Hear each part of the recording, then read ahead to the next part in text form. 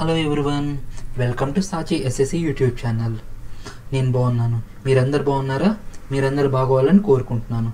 Okay, రీసెంట్గా railway recruitment board RRB NTPC కేటగిరీలో notification release చేసింది. సో దాంట్లో ఏజ్ లిమిట్ ఎలా ఉంటుంది, సర్టిఫికేట్స్కి క్రూషియల్ డేట్ ఏంటి, తర్వాత ఎగ్జామ్ ప్యాటర్న్ అనేది ఎలా ఉంటుంది, సో వీటి గురించి డిస్కస్ చేద్దాం. సో వీటికంటే ముందుగా ప్లీజ్ లైక్ దిస్ వీడియో. ఎటువంటి వీడియో మొత్తం చూసిన తర్వాత ఏమైనా డౌట్స్ కనుక్కున్నట్లయితే కామెంట్ సెక్షన్లో కామెంట్ చేయండి. Please share this video to your friends. Please subscribe చేసుకోండి ఈ ఛానల్కి. ఇలాంటి వీడియోస్ ముందు చాలా ఎక్కువగా వస్తాయి. ప్లీజ్ సబ్స్క్రైబ్ చేసుకోండి, ఓకేనా? సో వీడియో స్టార్ట్ చేద్దాము. ఇక్కడ మనకి రీసెంట్గా ఆర్ఆర్బి అనేది ఎన్టీపీసీ కేటగిరీలో, ఎన్టీపీసీ కేటగిరీ అంటే ఏంటంటే నాన్ టెక్నికల్ పాపులర్ కేటగిరీలో మనకి నోటిఫికేషన్ అనేది రిలీజ్ చేసింది అనమాట. సో ఇక్కడ వచ్చేసరికి ఏమో అప్లికేషన్ అనేది ఎప్పుడు ఓపెన్ అయిందంటే 21 అక్టోబర్, అంటే రీసెంట్గా ఓపెన్ అయిందనమాట. ఇది ఎప్పటి వరకు లాస్ట్ డేట్ అంటే నెక్స్ట్ మంత్ 20th, ఓకే, 20వ తారీఖు నవంబర్ వరకు లాస్ట్ డేట్ అనేది ఉంది. సో ఆ లోపు మనం అనేది అప్లికేషన్ పెట్టుకోవాలి, ఓకే. అయితే ఇక్కడ 22 నవంబర్ ఏంటంటే మనం అప్లికేషన్ అనేది సబ్మిట్ చేస్తాం, కానీ ఫీ కనుక పే చేయకపోయినట్లయితే అప్పుడు లాస్ట్ డేట్ అనేది 22 నవంబర్ వరకు పే చేయొచ్చు, కానీ అప్లికేషన్ అనేది సబ్మిట్ అయ్యి ఉండాలన్నమాట. అయితే అప్లికేషన్ సబ్మిట్ చేసేటప్పుడు ఏమన్నా కనుక ఎర్రర్స్ కనుక ఉన్నట్లయితే 23 నవంబర్ నుంచి డిసెంబర్ 2 వరకు కరెక్ట్ చేసుకోవచ్చు, ఓకే. అవి ఎప్పటికీ ఒక్క సబ్మిటెడ్ అప్లికేషన్స్కి మాత్రమే, కొత్తగా అప్లై చేయడానికి మాత్రం అది అప్లికబుల్ అవ్వదు. ఒక్క ఎర్రర్స్ కనుక ఉన్నట్టయితే వాటిని కరెక్ట్ చేసుకోవడానికి మాత్రమే ఈ విండో అనేది ఓపెన్ అవుతుంది అనమాట. అయితే నెక్స్ట్ వచ్చేసరికి ఏమో అసలు ఏమేమి పోస్టులు ఉన్నాయా ఇందులో అంటే, ఇందులో మొత్తం 6 కేటగిరీస్ ఉన్నాయి. ఎలాగా chief commercial come ticket supervisor అని, స్టేషన్ మాస్టర్ అని, గూడ్స్ ట్రైన్ మేనేజర్ అని, junior accounts assistant cum typist అని, సీనియర్ క్లర్క్ కమ్ టైపిస్ట్ అని, ట్రాఫిక్ అసిస్టెంట్ అని, ఇలా మొత్తం 6 రకాల పోస్టులు ఉన్నాయి అనమాట. మొత్తం ఎన్ని పోస్టులు అంటే 5810 పోస్టులు ఉన్నాయి. అంటే ఆల్ ఆర్ఆర్బీస్ అంటే త్రూ అవుట్ ద కంట్రీ 5810 పోస్టులు. ఇక్కడ యూజువల్గా మనం అన్ని పోస్టులకి ఎలిజిబుల్ కాదు. ఎందుకు అంటే ఇక్కడ పర్టికులర్ ఆర్ఆర్బీకి, ఒక ఆర్ఆర్బీకి మాత్రమే మనం అప్లై చేయగలము, అన్ని ఆర్ఆర్బీస్కి మనం అప్లై చేయలేము అనమాట. ఫర్ ఎగ్జాంపుల్ మనం సికింద్రాబాద్లో ఉన్నాము, సికింద్రాబాద్కి మనం అప్లై చేయాలనుకుంటే సికింద్రాబాద్లో కొన్ని పోస్టులు ఉంటాయి. ఫర్ ఎగ్జాంపుల్ 500 కానీ లేదా 400 కానీ, వాటికి మాత్రమే మనం అప్లికబుల్. ఒకవేళ మనం చెన్నై పెట్టాము, చెన్నైలో 200 పోస్టులు ఉన్నాయి అనుకోండి, వాటికి మాత్రమే మనం అప్లికబుల్, అన్ని పోస్టులకి మనం అప్లికబుల్ కావద్దు.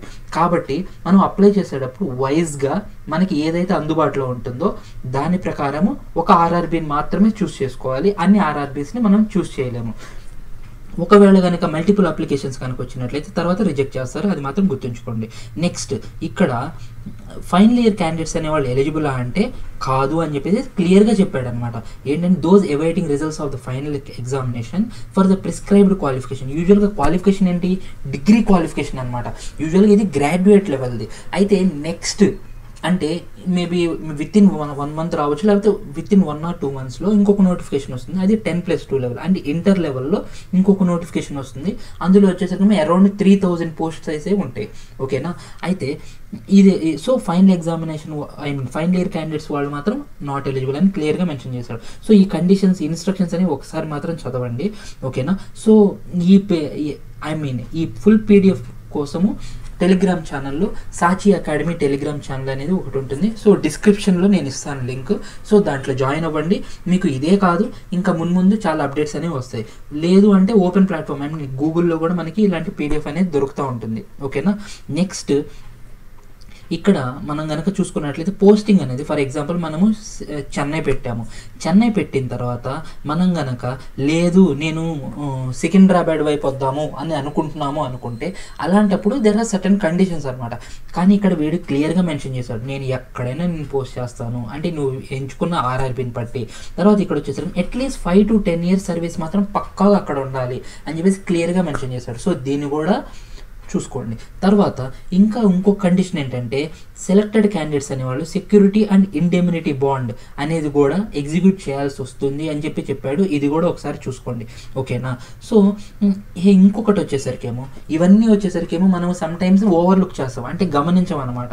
కాబట్టి నేను అందుకని స్పెసిఫిక్గా నేను ఇవి మెన్షన్ చేస్తాను. మిగతా ఇన్స్ట్రక్షన్స్ మాత్రం ఒక్కసారి పీడిఎఫ్లో చూడండి, అవి జనరల్ ఇవే, కానీ ఇవి ఇంపార్టెంట్ అని నాకు అనిపించింది కాబట్టి నేను మెన్షన్ చేస్తున్నాను. ఫ్రీ ట్రైన్ ట్రావెల్ ఫెసిలిటీ ఎవరికంటే ఎస్సీ ఎస్టీ కేటగిరీ ఎవరైతే ఉన్నారో వాళ్ళు ఎగ్జామ్కి అప్లై చేసేటప్పుడే వాళ్ళ సర్టిఫికేట్ అనేది అప్లోడ్ చేయాలి. సో వీళ్ళకి ఎగ్జామ్ అనేది ఎక్కడ పడినా కానీ ఫ్రీగా వాళ్ళు ట్రావెలింగ్ ఛార్జెస్ అనేవి ఉంటాయి అనమాట. కాబట్టి వాళ్ళు ట్రావెల్ టికెట్కి పే చేయక్కర్లేదు. ఫర్ సపోజ్ అన్రిజర్వ్డ్ కానీ లేకపోతే ఓబీసీ కేటగిరీ కానీ లేకపోతే రిమైనింగ్ కేటగిరీస్ ఎవరైతే ఉన్నారో వాళ్ళు మాత్రము టికెట్ ఫేర్ అనేది మాత్రం పెట్టుకోవాలి. అది నెక్స్ట్ వచ్చేసరికేమో ఇక్కడ ఏజ్ ఏంటయ్యా అంటే 33 years వరకు ఉందన్నమాట. ఇక్కడ యాక్చువల్గా ఎవరికైతే 30 years దాటిందో, ఎవరైతే సెంట్రల్ గవర్నమెంట్ జాబ్ కావాలి అనుకుంటారో వాళ్ళకి ఇది ఒక గోల్డెన్ ఆపర్చునిటీ. ఎందుకంటే యూజువల్గా ఎస్ఎస్సీలు మామూలుగా 30 years వరకే. అఫ్కోర్స్ జేఎస్ఓ అది ఒక ఎక్సెంప్షన్ లేండి, అది 32 years వరకు ఉంది, అది ఎక్సెంప్షన్. ఓకే, మిగతా నార్మల్గా కనుక చూసుకుంటే 30 years వరకే. కాబట్టి ఆర్ఆర్బీ అనేది ఇది ఒక golden opportunity. At the same time ఇది ఇంకొక గోల్డెన్ ఆపర్చునిటీ ఎందుకు అయ్యిందంటే యూజువల్గా ఫ్రీక్వెంట్గా రావు RRB notifications. So previous notification అనేది లాస్ట్ ఇయర్ ఒక నోటిఫికేషన్ వచ్చింది, ప్రెసెంట్ ఎగ్జామ్స్ కూడా జరుగుతున్నాయి. రీసెంట్గా సెకండ్ లెవెల్ ఎగ్జామ్ అనేది జరిగిందనమాట. సో వెంటనే నెక్స్ట్ ఇయర్ ఈ ఇయర్లోనే ఇంకొక నోటిఫికేషన్ ఇచ్చాడు. మళ్ళీ నెక్స్ట్ నోటిఫికేషన్ ఎప్పుడు వచ్చిందో కూడా చెప్పలేము. అది కాబట్టి వేస్ట్ మాత్రం చేసుకోవద్దు. రైల్వేస్లోకి వెళ్ళడానికి ఇది ఒక గోల్డెన్ ఆపర్చునిటీ చెప్తున్నాను. నెక్స్ట్ ఇక్కడ యూజువల్గా ఏజ్ రికార్డింగ్ ఎప్పటి వరకు అంటే January 1st, 2026 వరకు ఏజ్ రికార్డింగ్ అనేది ఉంటుందన్నమాట. ఎప్పటి నుంచి అయ్యా అంటే యూజువల్గా January 1st, 2026 అంటే అది ఒక డిఓపిటి ఓఎం అనేది ఉంటుంది. సో దాని ప్రకారం వాడు అలా ఫిక్స్ చేశాడు అనమాట. ఓకే, అయితే ఎందుకు అంటే బ్రీఫ్గా అయితే మాత్రం ఎగ్జామ్ అనేది నెక్స్ట్ ఇయర్ ఫస్ట్ హాఫ్లో జరగబోతుంది. కాబట్టి వాడు వచ్చేసరికి ఏజ్ లిమిట్ January 1st నుంచి రికార్డ్ చేశాడు.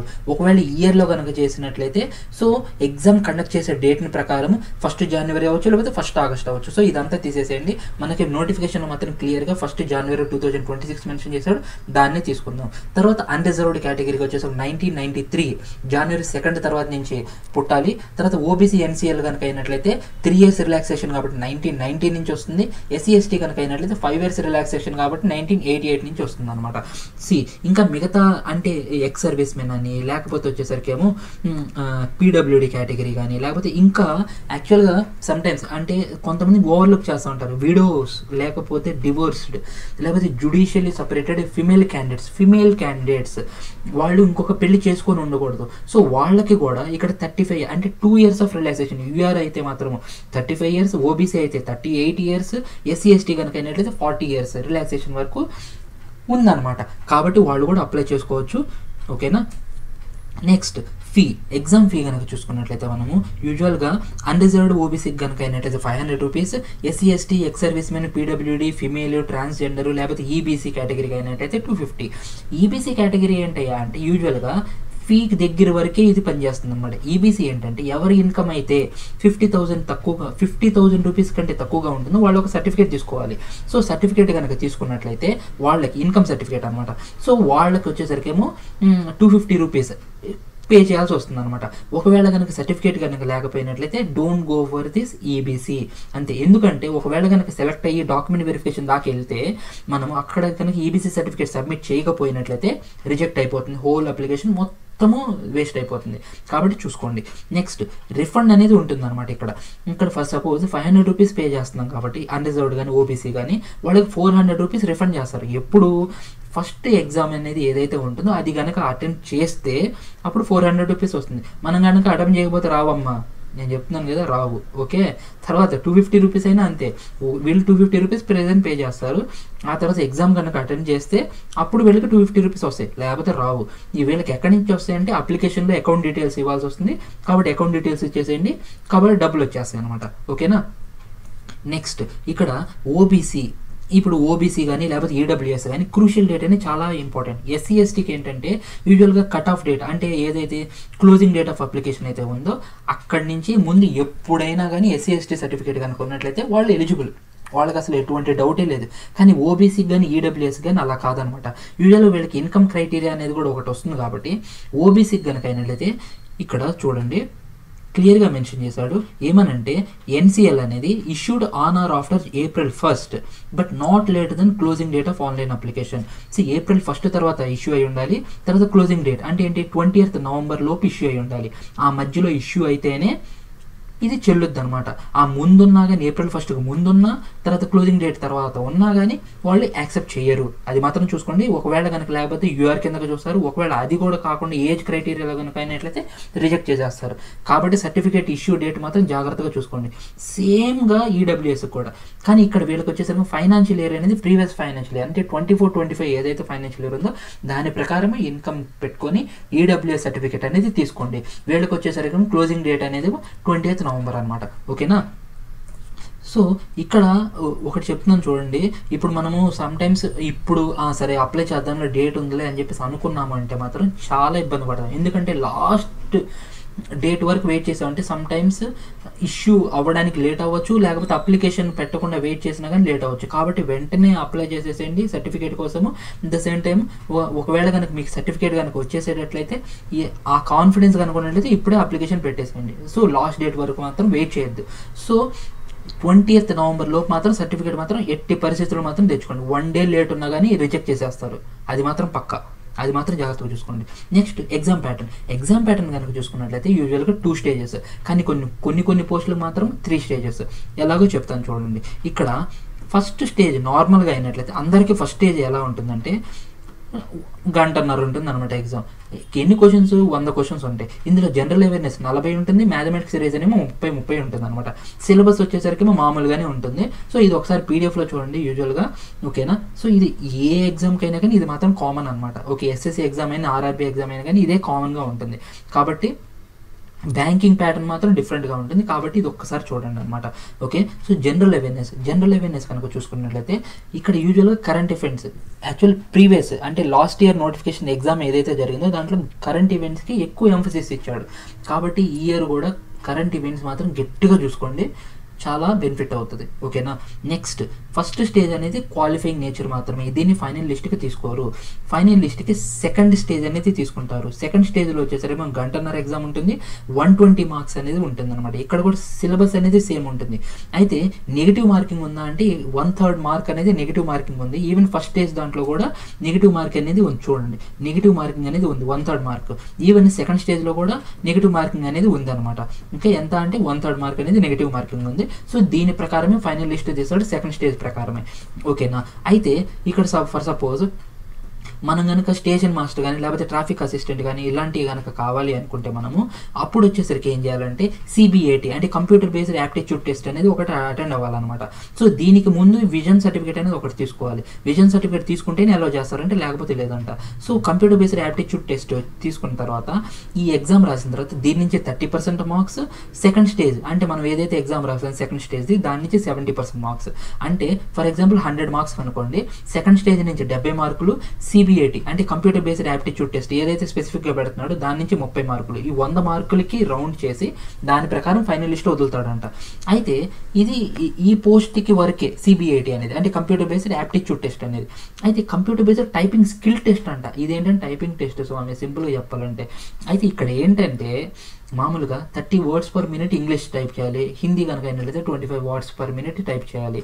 అయితే ఇక్కడ వచ్చేసరికి ఏమో ఓకే. సో ఇక్కడ వచ్చేసరికి ఏంటంటే దీనికి వచ్చేసరికి ఏమో ఒక క్వాలిఫైయింగ్ నేచర్ మాత్రమే, దీనికి మార్క్స్ అనేవి ఏమి ఉండవు. సో ఖచ్చితంగా క్వాలిఫై అయ్యామంటే ఇక సెకండ్ స్టేజ్ ఈ ఎగ్జామ్లో ఈ టెస్ట్లో స్కిల్ టెస్ట్లో క్వాలిఫై అవ్వాలి.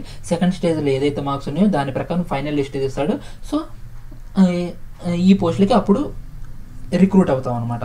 అయితే నెక్స్ట్ కనుక చూసుకున్నట్లయితే అంటే for example goods train manager కానీ లేకపోతే ఏంటంటే గూడ్స్ ట్రైన్ మేనేజర్ కానీ లేకపోతే చీఫ్ కమర్షియల్ టికెట్ సూపర్వైజర్ కానీ వీటికి మాత్రము ఈ థర్డ్ స్టేజ్ అనేది లేదు. మిగతా వాటికి మాత్రమే థర్డ్ స్టేజ్ ఉంది. ఇది మాత్రం జాగ్రత్తగా చూసుకోండి.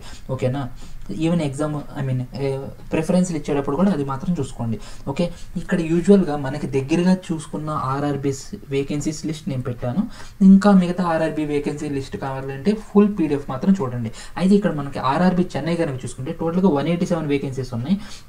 ఇక్కడ పోస్ట్ వైజ్ ఇచ్చాడు, తర్వాత కేటగిరీస్ వైజ్ కూడా ఇచ్చాడు, కాబట్టి వీటి ప్రకారం చూసుకోండి ఒకసారి. అయితే నెక్స్ట్ సికింద్రాబాద్ కనుక చూసుకుంటే ఇంకా ఎక్కువ, నియర్లీ డబుల్ నియర్లీ కాదు, మోర్ దెన్ డబుల్ అనమాట. 396 పోస్టులు ఉన్నాయి అనమాట మొత్తము.